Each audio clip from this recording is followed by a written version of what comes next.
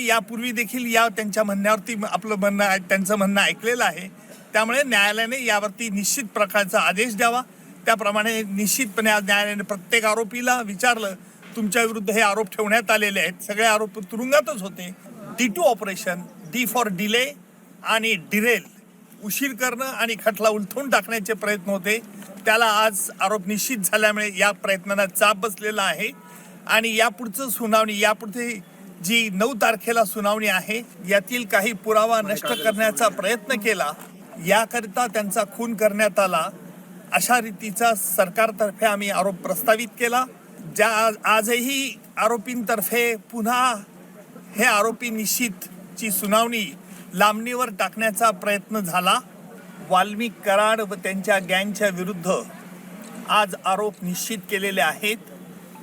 दिनांक 9 डिसेंबर 2024 रोजी संतोष देशमुख यांचा कट करून संगनमताने आरोपींनी खून केला आणि त्याचप्रमाणे यातील काही पुरावा नष्ट करण्याचा प्रयत्न केला।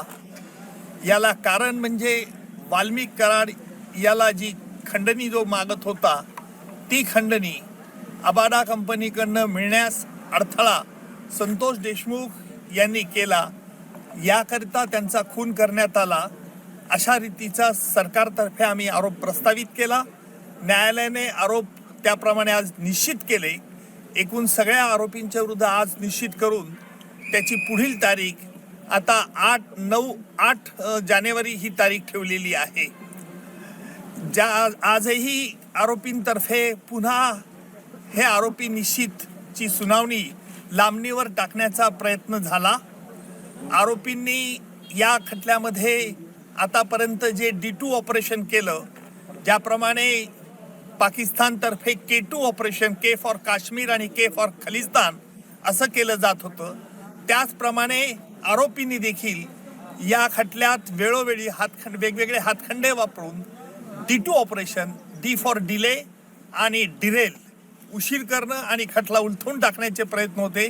त्याला आज आरोप निश्चित झाल्यामुळे या प्रयत्नांना चाप बसलेला आहे आणि यापुढचं सुनावणी, यापुढे जी 9 तारखेला सुनावणी आहे, त्यामध्ये सरकारतर्फे कागदपत्र ज्यांच्यावरती प्रॉसिक्युशन भिस्त ठेवत आहे, ती कागदपत्र आरोपीला मान्य आहेत किंवा अमान्य आहे याच्याकरता विचारलं जाईल। त्याच्यानंतर साक्षीदारांची यादी दिली जाईल आणि प्रत्यक्ष पुराव्याचं काम लवकरच सुरू होईल। आरोपींच्या वतीने वारंवार वकील बदलले जात होते, त्याबद्दल देखील आज कोर्टाने नाराजी व्यक्त केली, काय नेमकं? त्यालाच आम्ही आज आक्षेप घेतला की आरोपींतर्फे जे वेळोवेळी वकील बदलण्याचा त्यांना अधिकार आहे, नाही असं नाही आहे, परंतु वेगवेगळ्या 30 कारणं ही पुन्हा न्यायालयापुढे मांडण्यात येत होती। म्हणून आम्ही न्यायालयाला विनंती केली की न्यायालयाने यापूर्वी देखील या त्यांच्या म्हणण्यावरती त्यांचं म्हणणं ऐकलेलं आहे। त्यामुळे न्यायालयाने यावरती निश्चित प्रकारचा आदेश द्यावा। त्याप्रमाणे निश्चितपणे आज न्यायालयाने प्रत्येक आरोपीला विचारलं, तुमच्या विरुद्ध हे आरोप ठेवण्यात आलेले आहेत, सगळे आरोप तुरुंगातच होते, आरोपींनी आरोप मान्य नाही असं सांगितलंय आणि न्यायालयाने त्याकरता ते रेकॉर्ड जेलमध्ये पाठवण्यात येईल आणि जेलमधून त्यांची स्वाक्षरी झाल्यानंतर पुन्हा खटल्याच्या कामाकरता सुरुवात होईल। मात्र संपूर्ण प्रकरण फास्ट ट्रॅक वरती घेतलं जाईल, फास्ट ट्रॅक वरती चालेल। आता आपण बघितलं असेल की आज आरोप निश्चित करण्याकरता किती महिने वेळ लागला।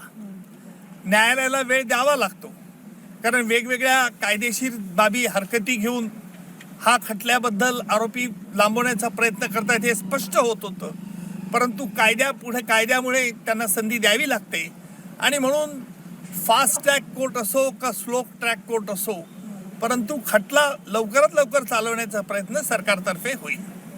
मात्र मान्य कोर्टाबरोबरच गेले होते आणि तिथून देखील स्थगिती आणायचा प्रयत्न केला होता, स्टे मिळण्याच्या अनुषंगाने प्रयत्न करत होते।